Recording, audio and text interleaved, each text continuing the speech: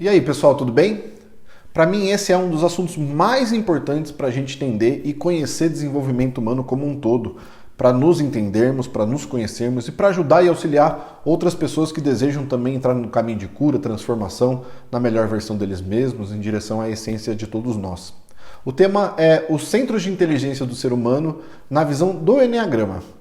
O Eneagrama é uma mandala datada há mais de 4.000 anos que foi trazida para o mundo moderno por Gurdjieff, um mestre espiritual. Gurdjieff trabalhava o ser humano de forma mais integral. Ele usava toda a sabedoria sagrada dessa mandala, principalmente no conhecimento dos centros de inteligência. Tudo isso antes, mas muito antes, da criação do Eneagrama das personalidades, que é o que é popularmente conhecido hoje, que a gente ouve falar por aí. Este é um conhecimento central no trabalho de desenvolver, ajudar e auxiliar outras pessoas, pois nos ajuda a ter essa visão mais integral do ser humano, mais dos seus processos de forma mais completa, e é uma ferramenta fundamental, principalmente para aqueles que estão no caminho de auxiliar outras pessoas também, seja como coach, seja como desenvolvedor humano, ou mesmo como líder dentro de uma organização, uma ferramenta essencial para quem é líder dentro de uma organização. Bom, existem em todos nós 3 centros de inteligência operando o tempo todo: o centro mental, o centro emocional e o centro físico. Esses centros eles se relacionam entre si e se autorregulam o tempo todo. Porém, a forma como eles agem em nossa vida pode ser saudável ou distorcida. Ou seja, pode nos ajudar a funcionar no nosso melhor ou também pode atrapalhar o nosso caminho de desenvolvimento. Mas não é só também no Eneagrama que a gente vê esses centros aparecendo, essa distinção entre nós, né? Na biologia, na medicina, divide-se também o cérebro humano em 3 partes iguais. O bulbo cerebral, conhecido como o cérebro reptiliano, talvez você já tenha ouvido falar dele, que rege nossos instintos. O sistema límbico, que é a parte responsável pelas nossas emoções. E o córtex cerebral, que é a parte responsável pelo nosso raciocínio.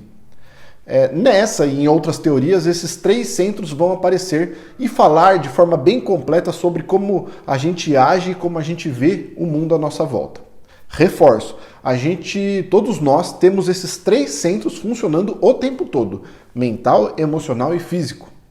Porém, segundo o Eneagrama, existe um desses centros que se torna uma questão fundamental na nossa vida. Ou seja, um centro que iremos focar inconscientemente mais do que os outros 2. Percebendo, interpretando toda a vida ao nosso redor com base nesse centro fundamental para a gente. E é nesse espaço que boa parte do nosso ego vai se desenvolver e assim provavelmente tomar controle da nossa vida frente às decisões e qualquer coisa que apareça. O seu tipo de Eneagrama, por exemplo, vai falar muito sobre qual é esse centro que é uma questão focal para você.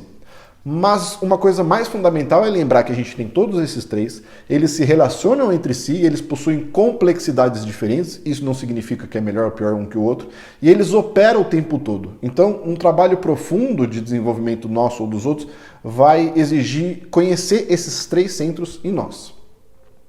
Assim, vamos a eles. A gente vai falar em ordem de menor a maior complexidade, de novo, isso não significa que um é melhor do que o outro.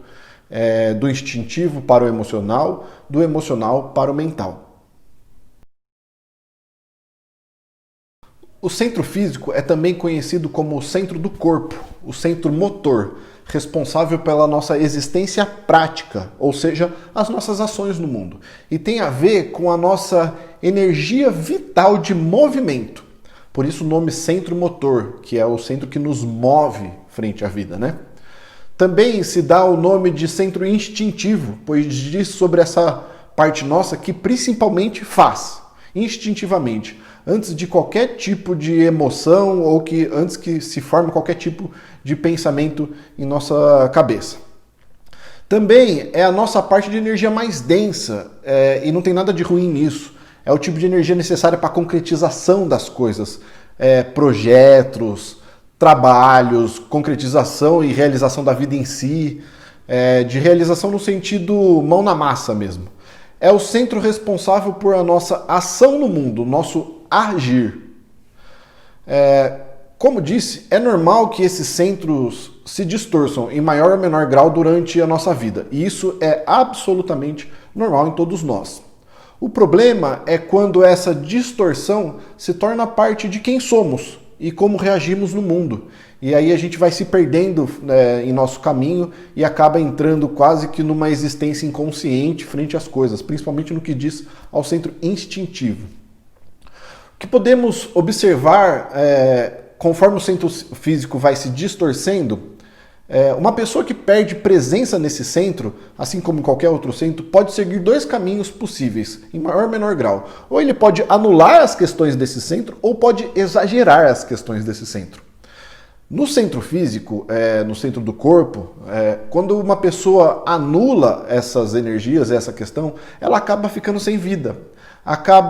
Isso pode gerar preguiça, falta de ação no mundo, falta de concretização. Quando a gente ouve coisas como procrastinação ou não sei o que fazer, falta de vontade, geralmente falta de energia, a gente está falando sobre uma distorção desse centro de inteligência especificamente.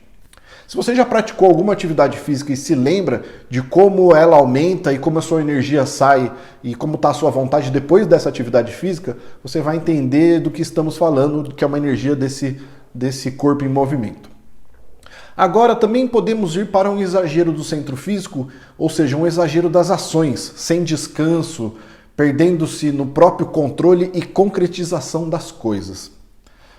Aliás, controle e concretização são temas absolutamente comuns em pessoas que possuem questões específicas com o centro do corpo. Excesso de qualquer tipo de atividade pode também ser uma questão de desbalanceamento desse centro, de distorção, de perder esse centramento, né? Pensa assim, para agir no mundo, existir e caminhar pela vida, é preciso que o corpo encontre um mundo material na sua frente, como um pé vai precisar do chão para poder fazer o impulso e andar. O problema é que quando esse centro distorcido começa a ver a vida somente a partir dessa materialização, ele entra numa questão de querer concretizar tudo, inclusive daquilo que é mais sutil. Querer concretizar visões de mundo, emoções, pensamentos, coisas que não são tão concretas assim, querer colocar em caixinhas. E aí vai entrar em questões como certo ou errado, faz ou não faz, é ou não é. E isso é uma questão bem de um centro instintivo distorcido. Esse controle acontece porque é a forma que esse centro percebe que pode garantir a continuidade de sua ação no mundo. Aquilo que eu vejo, aquilo que está sob o meu controle, eu posso garantir que será realizado, por isso essa visão. Trazer essa percepção já ajuda no desenvolvimento dessa pessoa, mas é super importante que haja também atividades ligadas a esse centro que o façam funcionar saudavelmente. Coisas que podem gerar energia para quem anulou essa energia, ou mesmo liberá-las para quem tem um excesso de energia, né? Que também é um outro jeito de distorcer. Atividades físicas, hatha yoga, dança, corrida, artes marciais, entre outras coisas. Agora, outro centro mais sutil e também mais complexo, isso não significa que é melhor nem pior que outro centro, é o centro emocional ou o centro do coração. Este centro diz sobre o nosso senso de identidade. É onde nos encontramos e sentimos de verdade a vida acontecendo. É o nosso sentir e por isso fala muito sobre o nosso senso de ser. É a partir da sensação de ser no mundo que a gente consegue de verdade expressar a nossa verdadeira identidade. Mas veja, aqui não é o que acreditamos ser a nossa identidade, uma ideia, mas sim sobre a nossa verdade mais profunda, algo absolutamente íntimo ao nosso ser. Por isso, pessoas que possuem questões fundamentais com esse centro de inteligência são pessoas que vão falar bastante sobre intimidade. Mas não é intimidade rasa de somente eu estou confortável na presença de alguém, mas sim sobre a intimidade daquela que sabemos e deveríamos expressar livremente. Coisas como todos nós somos vulneráveis, somos bobos de vez em quando, alegres, tristes e outras sensações que falam de verdade profundamente sobre quem somos. mas que nem sempre a gente consegue e tem coragem de expressar. Isso é uma questão bem fundamental do centro das emoções. E essa não expressão é uma das formas de distorcer o coração e perder a presença no mesmo. Reconhecer o centro emocional como abrigo dessas emoções todas, da nossa vulnerabilidade, das nossas dores, e como de verdade elas revelam o que nós somos, afinal nós somos todos assim. É algo importantíssimo para uma vida saudável. Quando a gente consegue encontrar e se encontrar nesse senso profundo de identidade, é também quando conseguimos encontrar o outro. Sabe aquela compaixão que a gente sente por outra pessoa quando a gente vê essa pessoa passando por dificuldades? Isso é algo bem forte do centro do coração. Reconhecer o outro e ao reconhecer o outro eu consigo me reconhecer. É isso que acontece, essa conexão. É por isso que esse centro de inteligência é responsável pela conexão com o outro ou com os outros. É o nosso centro que fala sobre essa relação, seja essa relação declarada ou não, que temos com as pessoas à nossa volta, uma conexão inata e natural que todos nós temos.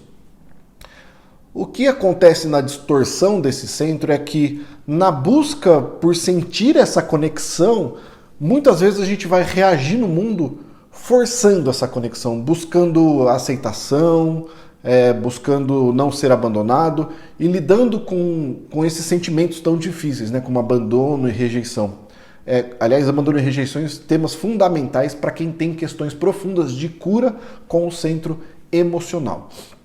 Como vimos, quando a gente perde a presença num centro de inteligência, ele provavelmente vai se distorcer por dois caminhos. Ou vai exagerar, aqui no caso suas emoções, vão ser pessoas que sentem demais, muito intensas. Esse exagero de emoções muitas vezes vai dizer sobre um coração distorcido e não sobre um coração desperto, que é o que a gente geralmente costuma acreditar. Pessoas muito intensas, a gente acredita, nossa, que coração atento, né? Não, é o contrário. Pode também viver forçando, mesmo que inconscientemente, essas conexões por diversos caminhos possíveis, para evitar sentir dores, sentimentos difíceis, como de novo abandono, rejeição, tristeza, entre outros. Então fica forçando um pouco essa relação, buscando essa conexão, né? A outra forma de distorcer e perder a presença é anular essas emoções, deixando de senti-las, anestesiando as dores, as tristezas e existindo a partir disso. Coisa que às vezes a gente chama de frieza emocional, sabe? Essa possível falta de vida no centro emocional pode também trazer uma ideia, uma falsa ideia sobre a própria identidade, acreditando que a gente é algo a partir dos nossos pensamentos ou a partir da nossa concretização no mundo. A gente acredita ser esses pensamentos, acredita ser essas nossas ações e se perde nesse senso de identidade verdadeiro. Mesmo que não saiba, essa pessoa, não sendo 100% verdadeira com suas emoções, fragilidades, dores, ela vai tirar de si a possibilidade de verdade de viver uma vida mais realizada, mais plena e mais feliz. Se não conecta esse coração de volta com a vida, mas esse coração presente, não esse coração distorcido, é muito difícil que essa pessoa engate em coisas como propósito, felicidade, vida plena, realização.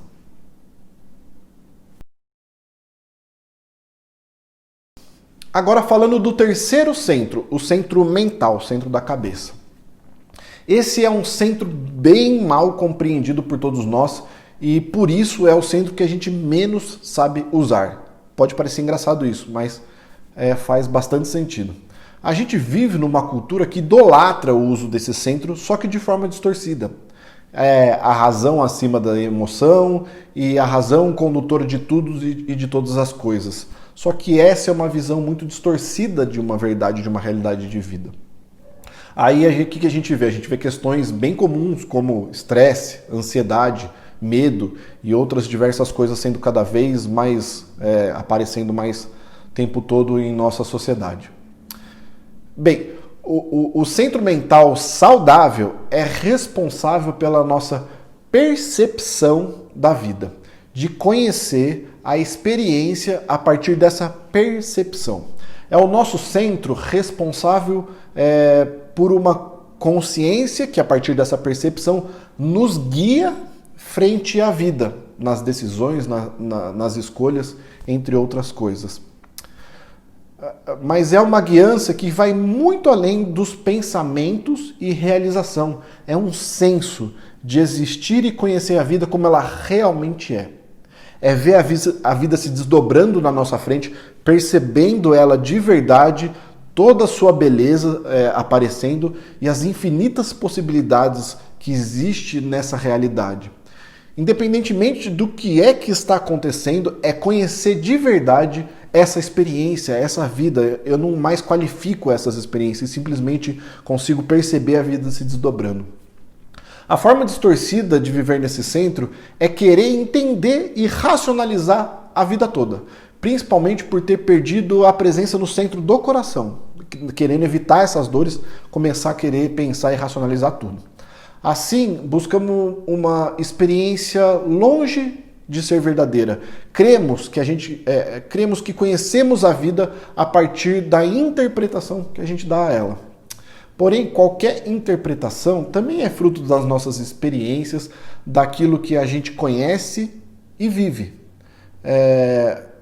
E isso nunca vai ser a realidade em si. Nossa experiência, nosso conhecimento nunca vai ser a realidade em si. Em PNL a gente tem uma pressuposição de que o mapa nunca é o território. Essa é uma pressuposição da PNL, pois com base em nossas programações é que a gente interpreta a vida e isso nunca será 100% eficiente para descrever a vida em si. Um mapa nunca vai conseguir descrever de verdade o que é um território. Então a gente vive a partir dos nossos pensamentos, acreditando estar presente na vida, acreditando isso ser presença. Criamos diversos mecanismos mentais para fugir das dores, das tristezas e das experiências consideradas negativas por nós e tentamos, a qualquer custo, prever e controlar os acontecimentos, seja obtendo cada vez mais conhecimento, planejando tudo, ou mesmo racionalizando todas as experiências. E é assim que a gente vai perdendo o encantamento com a vida, com a verdade, a realidade do que realmente perdendo o encantamento com essa vida que realmente é uma vida de infinitas possibilidades, fica querendo desvendar o mistério a qualquer custo, querendo trazer tudo para conhecimentos exatos, e isso é uma distorção desse centro. Outro jeito de distorcer esse centro é engraçado, né? Como esse excesso de pensamento é também uma distorção do centro, uma forma de planejar e garantir que tudo que a gente quer que seja seguro aconteça. A gente perde a nossa guiança interna, que é uma coisa desse mental elevado, que nos dá a sensação 100% do tempo de estarmos criando, escolhendo, experienciando exatamente aquilo que precisa ser feito e experienciado. Atentos presentemente em cada ato e escolha feita por nós. Perdendo essa presença, a gente cria então essa falsa guiança, que é querer planejar através daquilo que a gente conhece, que a gente experienciou. A gente quer ouvir opiniões de outras pessoas, buscar informações para que no final das contas a gente se sinta seguro com relação às escolhas e aos caminhos que a gente vai tomar. A falta de presença nesse centro é como tentar colocar toda a vida, que é um grande mistério, isso é muito belo, infinito, um campo vasto de possibilidades, e encaixotar tudo isso dentro de uma caixinha, que aqui no caso é da mente, colocando toda essa vastidão de mundo em forma de conhecimento, planejamento, ideias, acreditando essa caixinha ser a vida em si, ser a grande realidade. Por isso eu gosto muito da palavra percepção, para entendermos o que é possibilidade com esse centro em presença. Eu não tento mais controlar, conhecer, estudar, planejar, simplesmente percebo. Estamos somente percebendo a vida e a partir disso conseguimos de verdade conhecer a realidade e encantar-se e navegar por essa realidade frente aos infinitos caminhos e possibilidades que existem. Da mesma forma, uma distorção desse centro pode seguir para um caminho de anulação de toda essa energia, fazendo a pessoa perder totalmente o estado verdadeiro de presença, de ver a realidade como ela realmente é. O que é curioso é que o mecanismo dessa mente é querer preencher essa falta de presença, essa falta de percepção, essa falta de guiança, criando pensamentos e planejamentos que vão dar a ela a falsa sensação de segurança, de que agora o futuro é menos perigoso, que é um pensamento bastante comum de quem perde a conexão com o centro mental. Acho que é legal reforçar que o excesso de pensamento é algo comum na distorção desse centro. Tudo isso vai causar coisas como ansiedade, estresse, preocupação exagerada, que é algo bastante comum do nosso tempo, né? É a distorção desse centro que gera esse excesso de pensamento que causa tudo isso. Que é querer controlar também a experiência da vida, querer decidir ter escolhas que acredita ser mais segura. E é por isso que hoje ganha notoriedade ferramentas super importantes como meditação, mindfulness, entre outras, pois vão falar de trazer atenção plena, percepção para o momento presente, que é exatamente o que esse centro mental precisa. Entende? Bom, pessoal, uma vida saudável vai exigir um alinhamento e presença nos 3 centros. Não adianta a gente querer trabalhar um só. Onde um centro vai dar suporte ao outro, começando pelo centro físico, depois do centro cardíaco e depois um centro mental, centro da cabeça. No trabalho de desenvolvimento humano, é essencial conhecer esses mecanismos, essas distorções, o que é presença nesses centros e como ajudar no desenvolvimento deles para uma vida verdadeiramente saudável. E eu espero que esse conhecimento seja uma grande introdução para que você conheça como é que funciona, porque a gente está falando aqui do funcionamento do ser humano como um todo, e isso ajuda muito a gente a entender como é que os comportamentos e ações que não nos levam ao nosso melhor funcionam frente à distorção desse centro, aquilo que a gente acredita sobre ser um mental, um coração, um corpo saudável, tá bom? É isso, pessoal, espero ter ajudado, um grande abraço.